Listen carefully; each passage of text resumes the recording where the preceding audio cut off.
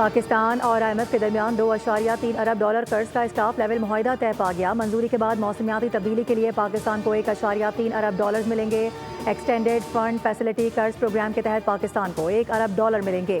اعلامیے کے مطابق قرض پروگرام پر عمل درآمد کرتے ہوئے پاکستان کو پبلک ڈیٹ سے کمی آ سکے گی۔ سخت معاشی نظم و نسق سے مہنگائی کی شرح کنٹرول کی جا سکے گی۔ توانائی شعبے کے نرخوں میں کمی آئے گی۔ IMF کا کہنا ہے کہ پاکستان میں اقتصادی صورتحال بہتر ہوئی ہے۔ اقتصادی سرگرمیاں بتدریج بڑھنے کا امکان ہے، البتہ پاکستان کو ماحولیات سے متعلق خطرات کا تاحال سامنا ہے۔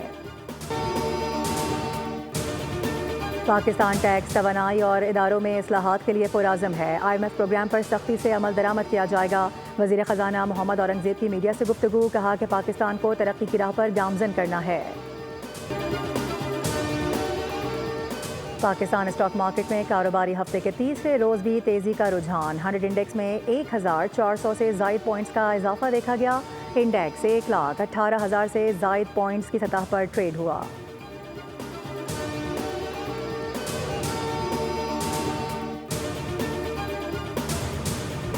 اور پاکستان اور نیوزی لینڈ کے درمیان 5واں اور آخری T20 ٹاکرا۔ پاکستان کا نیوزی لینڈ کو جیت کے لیے 129 رنز کا ہدف۔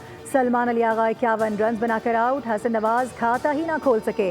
عمیر بن یوسف اور عثمان خان نے 7 رنز اسکور کیے۔ محمد حارث 11 اور عبدالصمد نے 4 رنز بنائے۔